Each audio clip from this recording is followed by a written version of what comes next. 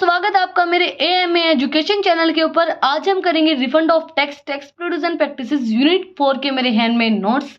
Last unit है ये हमारी टैक्स प्रोविजन प्रैक्टिसेस की। हमारी जो पिछली वीडियो थी उसके अंदर हमने किया था किस तरीके से हम अपना जो टैक्स है उसको रिकवर कर सकते हैं, recovery of tax, modes of recovery of tax, किन किन मोड्स के अंदर हम अपने जो टैक्स है उसको रिकवर कर सकते हैं। अगर आपने वो वीडियो नहीं देखी है तो मैं आपको लिंक डिस्क्रिप्शन में डाल दूंगा, आप जाके चेक कर सकते हैं। और आपको पता ही है, अगर आप चैनल पे नए हैं तो पहले चैनल को जाके सब्सक्राइब करें और बेल आइकन प्रेस करें फॉर नई नई अपडेट्स के लिए। और अगर आपने सब्सक्राइब कर रखा है तो बहुत बहुत धन्यवाद आपका। तो हम स्टार्ट करते हैं। सबसे पहले रिफंड ऑफ टैक्स क्या होता है। आपको रिफंड ऑफ टैक्स, रिफंड कब मिलता है? जब आपने ज्यादा टैक्स पे कर दिया तभी आपको रिफंड मिलेगा। उसी टाइम पे तो आपको रिफंड मिलेगा कि मतलब आपको वापस मिल रहा है, कोई चीज आपने ज्यादा पे कर दी है और आपको वापस मिल रही है।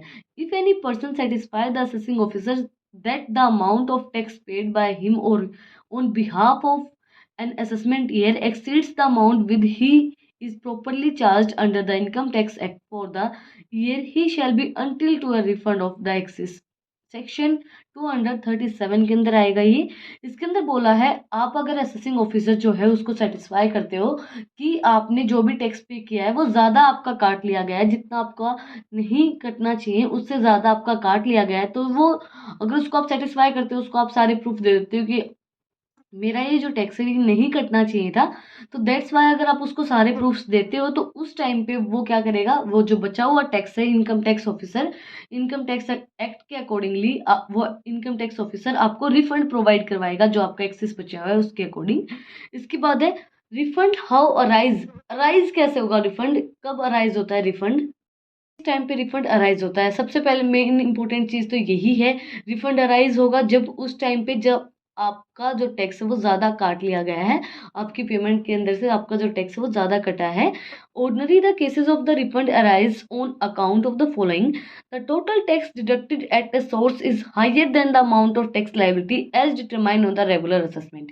जो हमारा टोटल टैक्स जो डिडक्ट किया गया है, जो कट किया गया है, वो ज़्यादा है, हायर देन द जो हमारी टैक्स लायबिलिटीज अराइज होती हैं।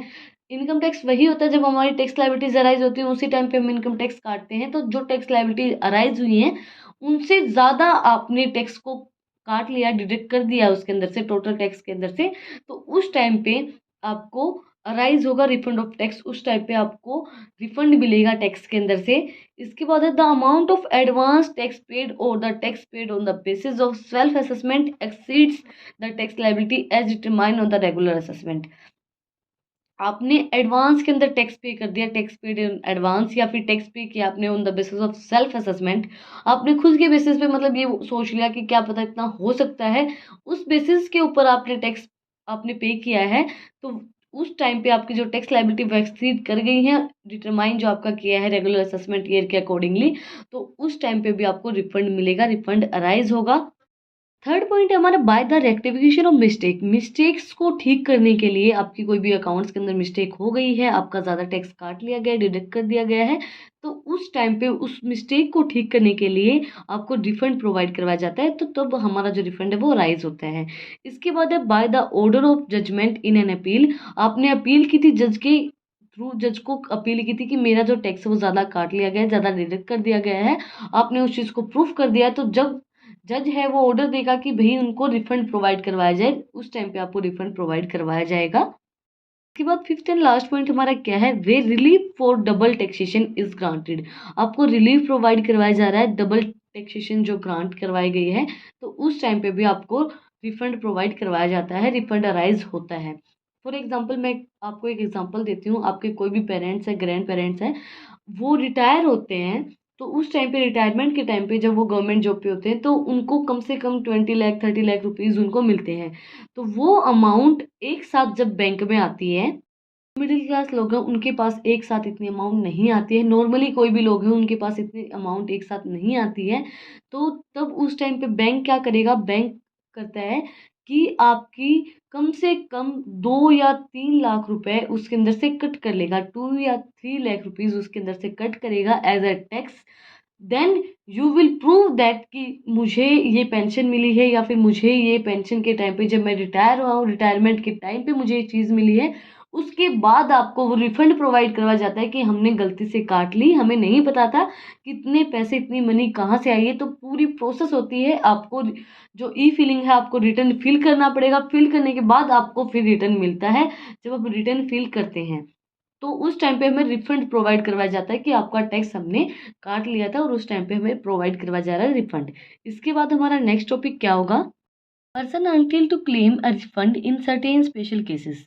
कोई भी पर्सन है उसको मतलब स्पेशल केसेस के अंदर वो क्लेम कर सकता है। फॉर एग्जांपल इसके अंदर दिया गया है the SSC who has to paid the tax.